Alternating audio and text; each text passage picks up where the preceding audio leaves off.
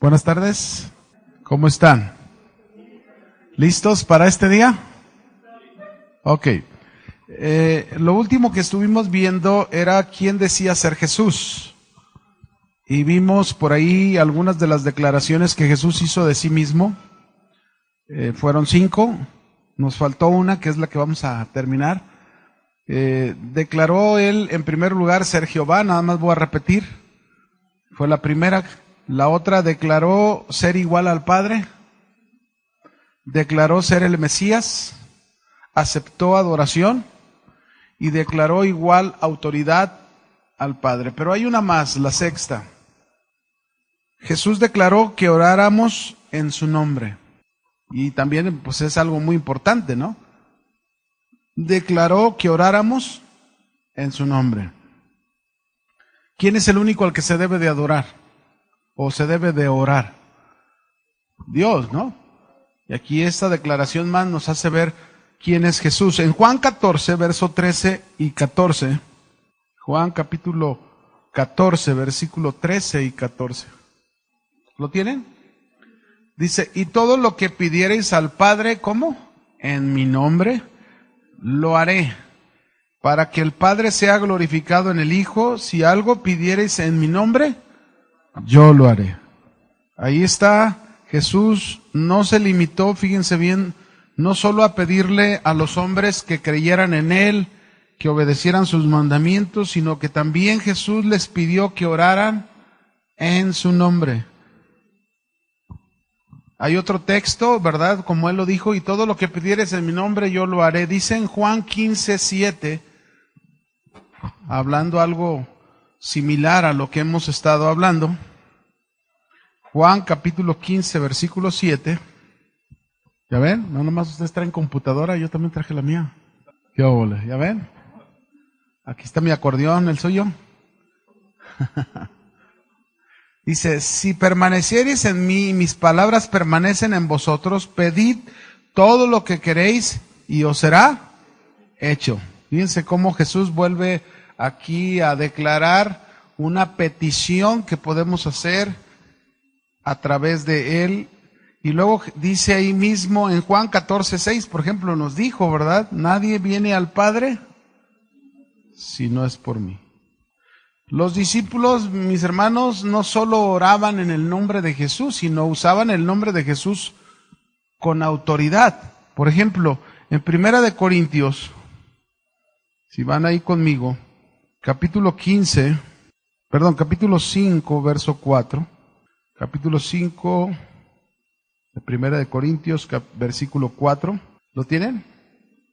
Dice, en el nombre de nuestro Señor Jesucristo, reunidos vosotros y mi espíritu con el poder de nuestro Señor Jesucristo. Está aquí hablando de un acto de juicio, de disciplina sobre un joven que estaba actuando inmoralmente en la congregación, ¿no?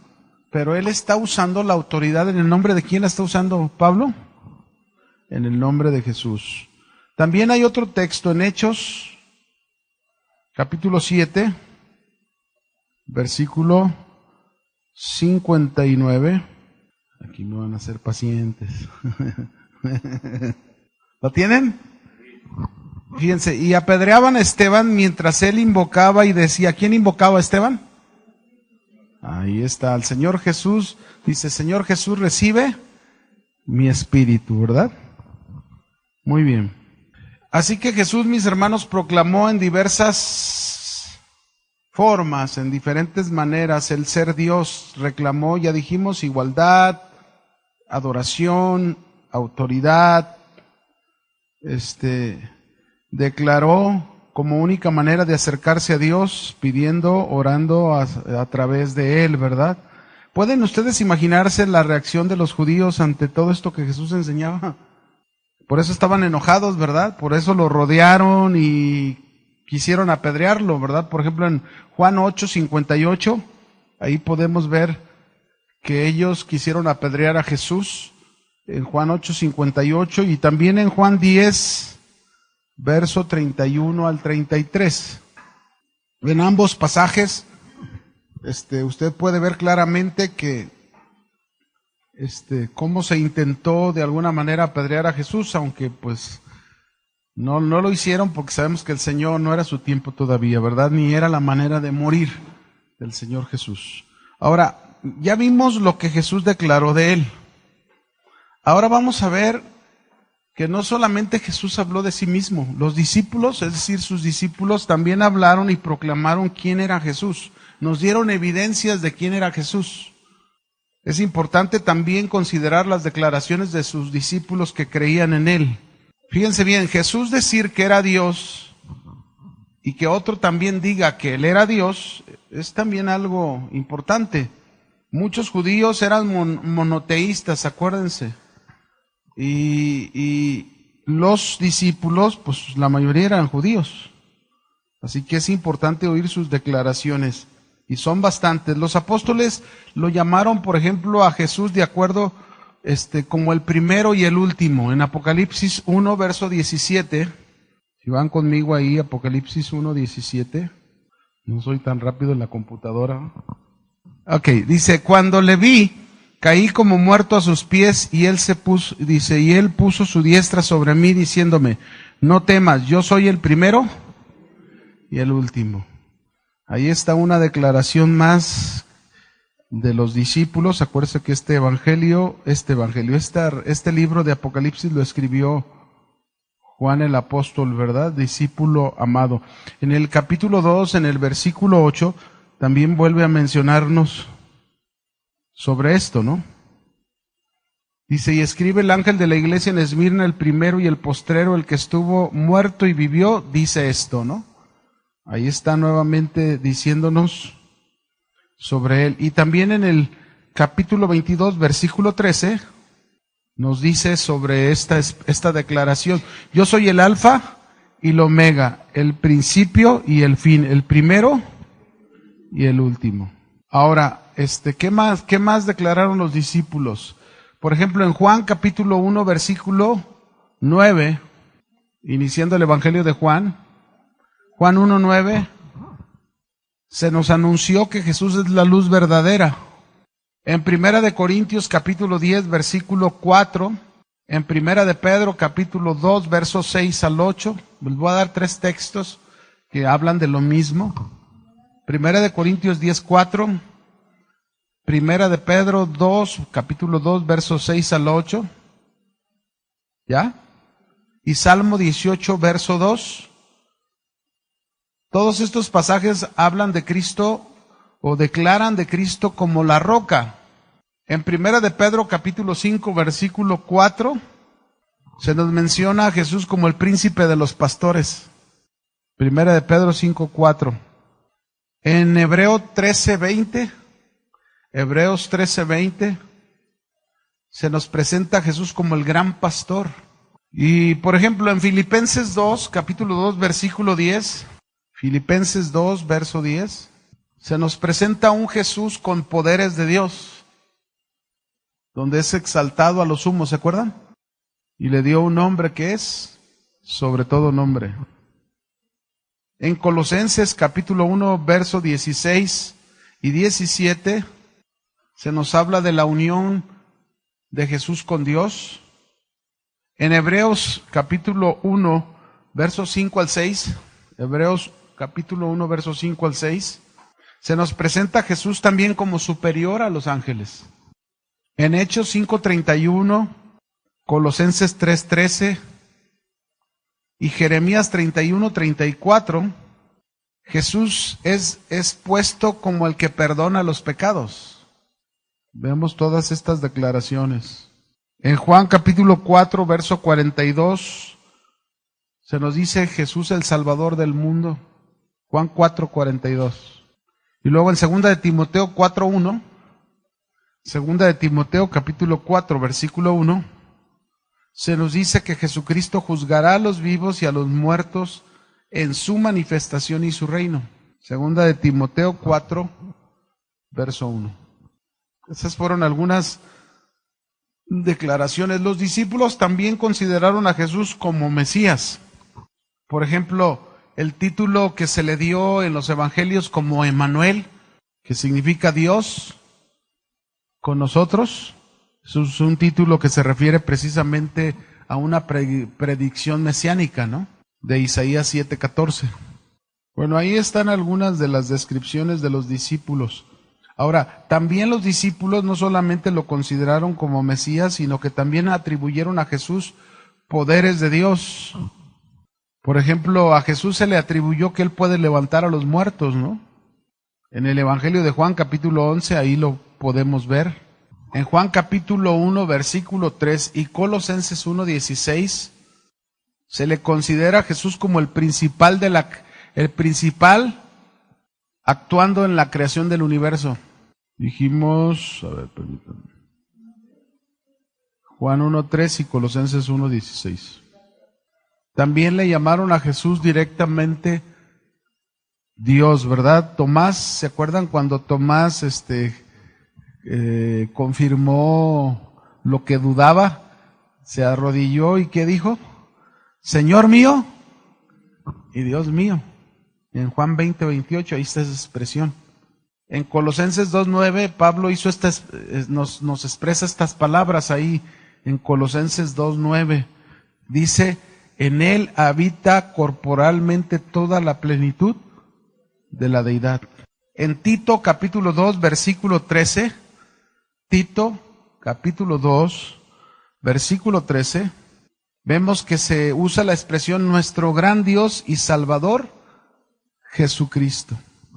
En Hebreos 1:8 también se usó una expresión refiriéndose a Jesús como Dios. Hebreos 1:8 dice ahí, tu trono, oh Dios, por el siglo del siglo. Está refiriéndose a Jesús. Y en Filipenses capítulo 2, verso 58. Filipenses 2, pienso que estoy aquí mal, del 5 al 8, yo me equivoqué, perdón, del 5 al 8, sí, aquí me faltó la rayita. Del verso 5 al 8, ¿verdad? Haya pues en vosotros este mismo sentir, que habla todo eso hasta el verso 8, exacto. Aquí se usó la expresión cuando dice, hecho semejante a los hombres, siendo en forma de Dios, ¿verdad? Es decir, otra vez se habla claramente de Jesús, usando frases refiriéndose a Él como Dios. Y por último, en Colosenses 1:15, bueno, hay dos textos más, este es uno y me falta otro. En Colosenses 1:15, cuando dice la imagen del Dios invisible, ¿no? Él es la imagen del Dios invisible. Y el último, un texto muy conocido por todos, ¿verdad? Y torcido por los testigos de Jehová, ¿se acuerdan cuál es? Juan 1:1, ¿verdad? Cuando dice, y en el principio era el verbo era con Dios y el verbo era Dios. Así que ahí están todos estos puntos importantes que nos muestran lo que los discípulos llegaron a pensar acerca de Jesús. Pero ahora déjenme decirles, vamos a hacer esta pregunta, ¿qué evidencias nos dio Jesús? ¿Qué evidencias nos dio Jesús para apoyar sus afirmaciones? ¿Qué evidencias nos dio Jesús para apoyar sus afirmaciones? Jesús ofreció 4 líneas de evidencia milagrosa para proclamar que Él era Dios. 4 evidencias milagrosas. ¿Cuáles son estas 4 evidencias milagrosas? Vamos a tratar de verlas, cada una de ellas. Una, el cumplimiento de las profecías. Nos vamos por cada una, ¿no? ¿Les parece? Ok. El cumplimiento de profecías. Por ejemplo, una de ellas, son muchas. A lo mejor solamente veremos algunas, pero vamos a ver. Una de ellas es nacido de mujer. Y la referencia, por ejemplo, de textos paralelos donde se ve el cumplimiento, uno de ellas es Génesis 3:15 y Gálatas 4:4. Hay una relación de un texto con otro.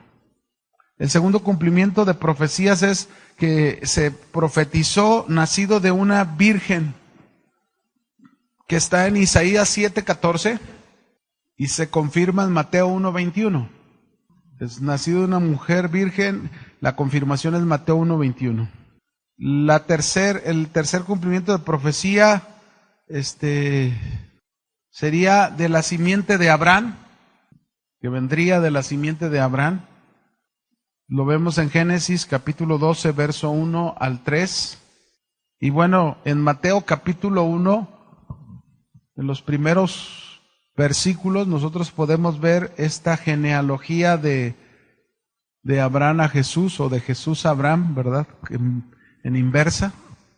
También Gálatas 3:16 lo menciona, ¿verdad? Como ser de la simiente de Abraham.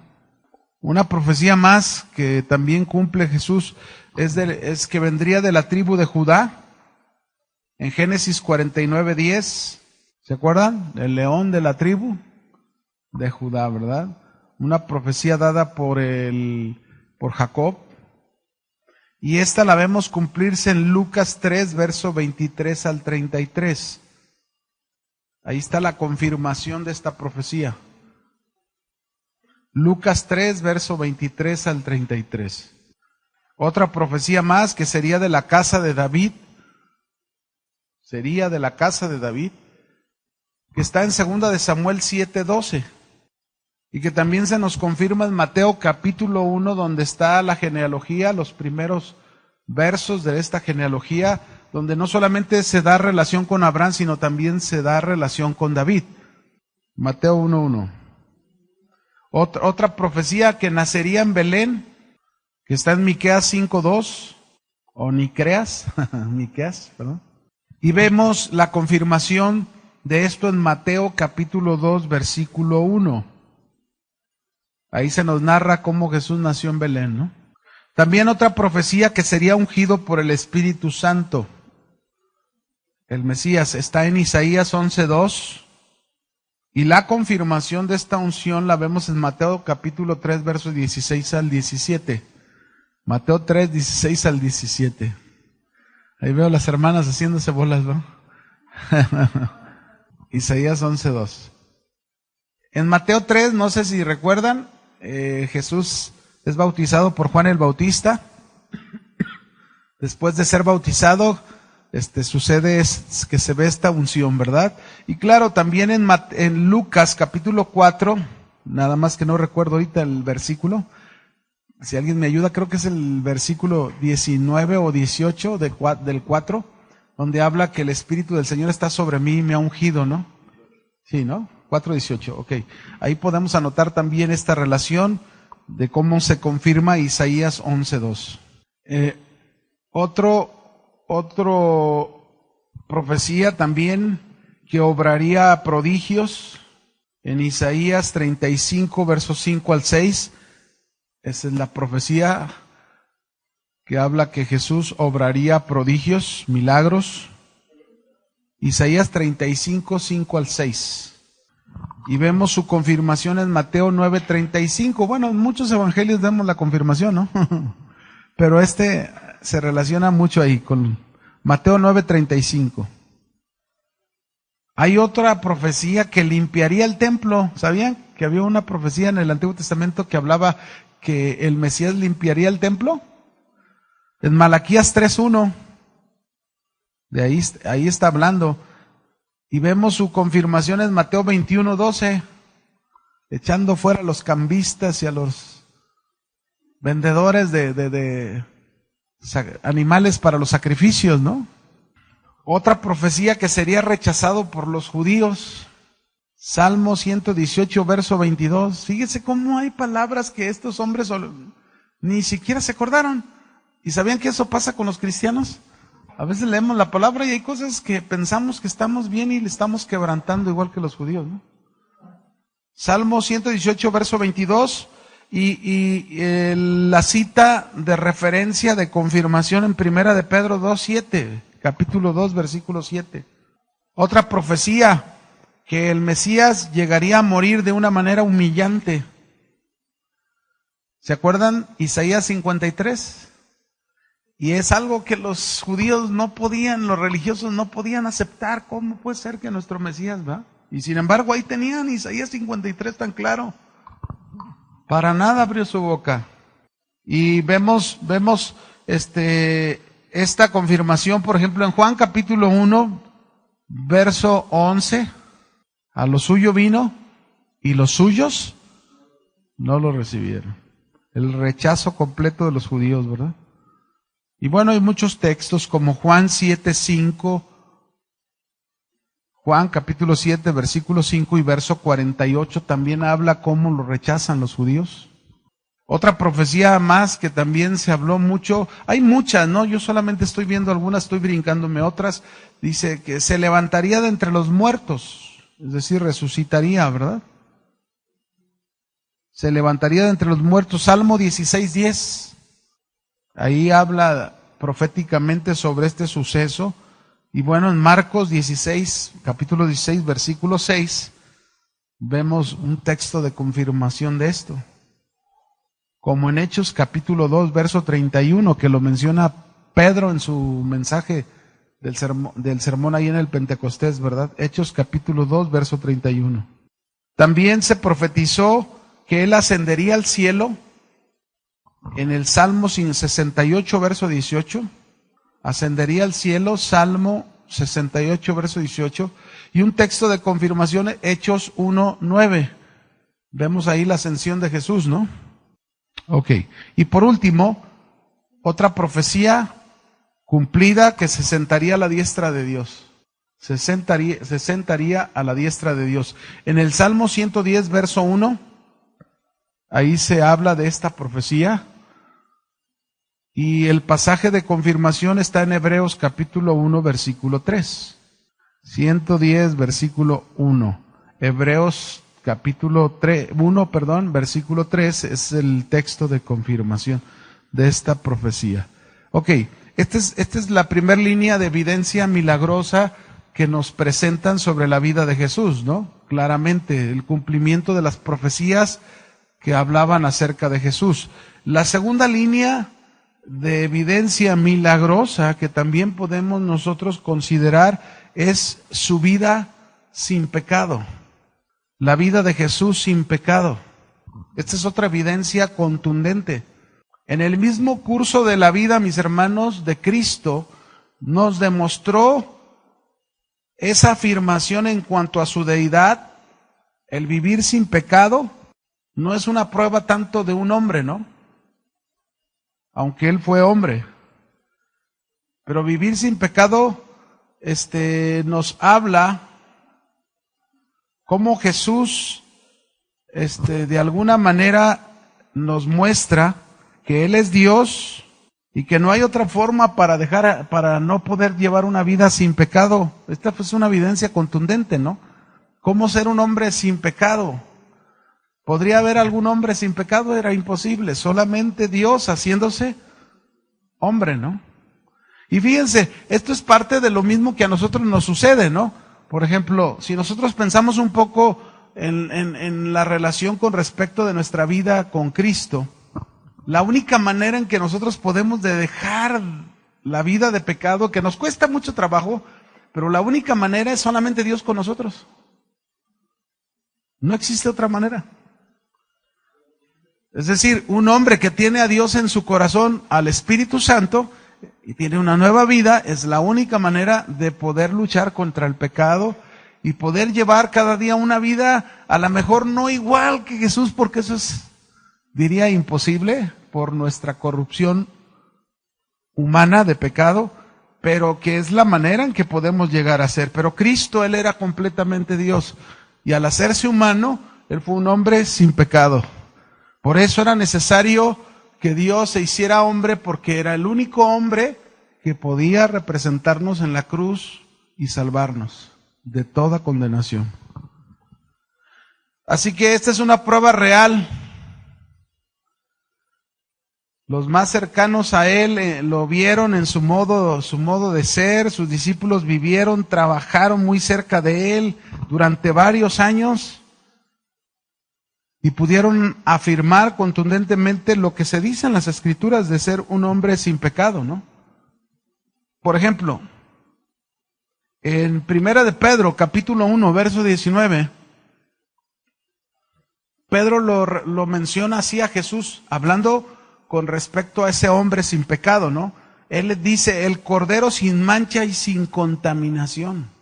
Y agregando ahí en Primera de Pedro capítulo 2, verso 22, la frase, por ejemplo, que vemos que dice, el cual no hizo pecado. Juan, en Primera de Juan capítulo 2, versículo 1, Primera de Juan capítulo 2, versículo 1, y esa misma carta, Primera de Juan capítulo 3 y verso 7, lo mencionó a Jesús como el justo. Él es, ¿qué? Justo. Y cuando él está usando esta expresión de justo, aquí Juan está hablando a alguien que es libre completamente de pecado. En 2 de Corintios, capítulo 5, verso 21, 2 de Corintios 5, 21, Pablo expresó esto de Cristo, hablando de ese hombre sin pecado. Él dice, no conoció pecado. Y Hebreos capítulo 4, versículo 5, Hebreos capítulo 4, versículo, 15, no 5, 15, 4, 15. El escritor a los Hebreos nos dice aquí que Jesús fue tentado como todo hombre, pero usa la expresión, pero sin pecado. ¿Verdad? Aquí están las evidencias, otra evidencia más de esta línea de evidencias que Jesús nos presenta contundentemente, que Él tuvo una vida sin pecado. Una tercera línea de evidencia que Jesús nos presenta, que sería la tercera, mis hermanos. Primero vimos sus profecías cumplidas, segundo vemos su vida sin pecado. La tercera línea de evidencia son sus milagrosas obras. Sus milagrosas obras. Fíjense bien, mis hermanos, más que los aspectos morales de su vida, nos enfrentamos también con Jesús a una naturaleza milagrosa en su ministerio. ¿Quién ha hecho tantos milagros como Jesús? ¿Quién ha obrado tantos milagros como Jesús? Los discípulos no. Hicieron milagros, hicieron muchas cosas, pero la realidad es que ninguno como Jesús. Los evangelios no son testigos de cuántas obras maravillosas hizo Jesús. Convirtió el agua en vino, ¿verdad? Ahí en Juan 2:7. Jesús caminó sobre el agua en Mateo 14:25. Jesús multiplicó los panes en Mateo 6:11. Jesús abrió los ojos del ciego en Mateo capítulo 9, versículo 7. Jesús hizo que un cojo caminara en Marcos capítulo 2, versículo 3. Jesús expulsó demonios muchos. Mateo 3:11. Jesús sanó toda clase de enfermedades a las multitudes. Mateo 9:35. Jesús sanó leprosos. En los evangelios vemos a diferentes leprosos ser sanados, ¿verdad? Por ejemplo, en Marcos 1:40 al 42. Marcos 1:40 al 42. Jesús resucitó muertos en varias ocasiones. En Juan 11:43 al 44 resucitó a Lázaro. ¿Alguien me ayuda? En Lucas 7:11 al 15. Lucas capítulo 7, versículo 11 al 15. ¿A quién vemos ahí resucitando el Señor? Ajá, muy bien. Hasta ahí. Fíjense, aquí está otro, ¿verdad? No solamente llevó a cabo la resurrección de Lázaro, vemos otra ocasión aquí resucitar al hijo de una viuda que ya lo llevaban a enterrar, pero también en otro pasaje que es Marcos 5:35 vemos otra experiencia más de resucitar a la hija de Jairo, el principal de la sinagoga, ¿se acuerdan? Que vino y le suplicó al Señor que fuera a su casa porque su hija estaba gravemente enferma y que tan solo con tocarla ella sanaría. Y bueno, Jesús lo aceptó, y cuando iban en el camino hubo un momento en que lo entretuvieron una mujer, la que estaba enferma del flujo de sangre, ¿se acuerdan? Y ya después de que ahí pasó un rato, cuando ya iban a la casa de Jairo, vinieron los siervos de este hombre y le dijeron, ya no molestes más al maestro, tu hija ya murió, ya está muerta. Y Jesús le dijo, no temas, ten confianza, vamos a tu casa. Y fueron a su casa, y ¿qué hizo Jesús? La resucitó. Ahí están los hechos milagrosos de Jesús, sus obras milagrosas que también nos dan evidencia de quién era Jesús, ¿verdad? Jesús usó los milagros, mis hermanos, como una prueba como una prueba para apoyar lo que él decía, que él era el Mesías. Imagínense cómo iba a demostrarle a la gente que él era el Mesías. En Mateo 11, verso 4 al 5, miren lo que le mandó decir a aquellos mensajeros de Juan, ¿verdad? Juan está en la prisión y le manda mensajeros. ¿Eres tú el que ha de venir? Le mandan preguntar, ¿verdad? Y Jesús les dice, vayan y digan, id y haced saber esto a Juan, las cosas que oís y veis. Los ciegos ven, los cojos andan, los leprosos son limpiados, los sordos oyen, los muertos son resucitados. Imagínense qué respuesta le mandó dar Jesús a Juan. Evidencias de que Jesús era el Mesías, el que había de venir, ¿no? Ahí está. Así que mis hermanos, este especial de milagros, de obras milagrosas de Jesús fue la señal clara y contundente de que el Mesías había llegado. Bien, vamos a la última evidencia, línea de evidencia que presentó Jesús, que es contundente y con la que vamos a terminar esta clase de apologética el día de hoy. Ya hasta después de vacaciones vamos a seguir con otras 2 clases más que nos corresponde antes de terminar el trimestre. ¿Sí? No piensen que ya se acabó, todavía no se acaba. Descansen tantito, estudien, respiren, pero... Ok, la última línea de evidencia que nos presenta aquí es su resurrección. El Antiguo Testamento predijo la resurrección con pasajes específicos que los apóstoles citaron en muchas ocasiones. Por ejemplo, Pedro en Hechos 2:25 mencionó un texto del rey David que habla que Jesús fue levantado. El texto de David es el Salmo 16, verso 8 al 11, donde dice el texto, se los voy a leer, Salmo 16, verso 8 al 11, dice: no dejarás mi alma en el Seol, ni permitirás que tu santo vea corrupción. Y esa cita la usó Pedro. Pablo también usó muchas veces en sus pasajes cuando estaba en las sinagogas judías discutiendo con ellos y exponiendo por medio de las Escrituras que era necesario que el Cristo padeciese y resucitase de entre los muertos. En Hechos 17, verso 2 y 3, ahí vemos a este Pablo, este apóstol del Señor, discutiendo este asunto, ¿no? Así que, mis hermanos, esta doctrina de la resurrección va acompañada con enseñanzas claras que se dieron también en el Antiguo Testamento, que el Mesías iba a morir.